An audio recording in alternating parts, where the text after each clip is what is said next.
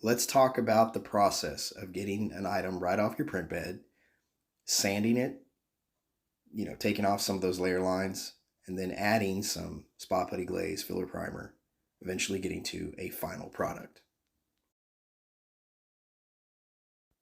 Here's what you usually start with. The item comes right off your print bed and it looks fine.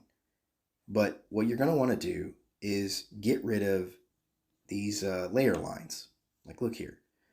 You want this to be smooth. You want to go over with some sandpaper. Palm sanders come in handy. If you can get one of these, that'd be great. Or just do the old fashioned way, get you some sandpaper. Go over the entire surface. Just get in there. Areas like this, this is from the supports, but with a lot of sanding, filler, primer, spot putty glaze, this will get covered up. Here's what I like to use. It's Bondo's glazing and spot putty. It comes ready right out of the tube. 2-in-1 filler primer. Sandable. Rustolium. It works great. This is my go-to stuff.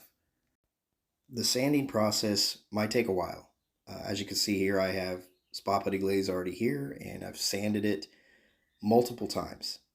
I just keep going over and over until I like the feel, and I can start to see the layer lines go away.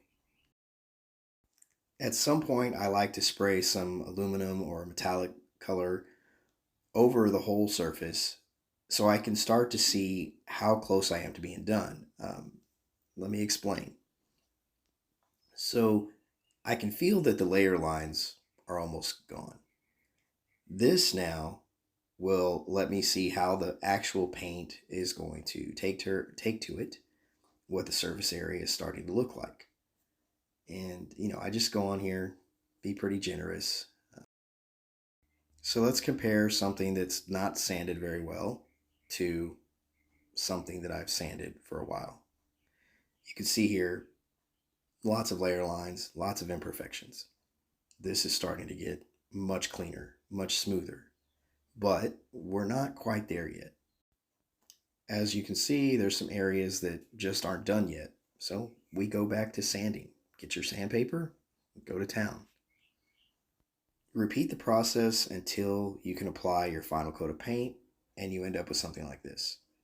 Now, I might go back over this one more time because of an area like that, but we're so close. This pretty much, I can consider this done.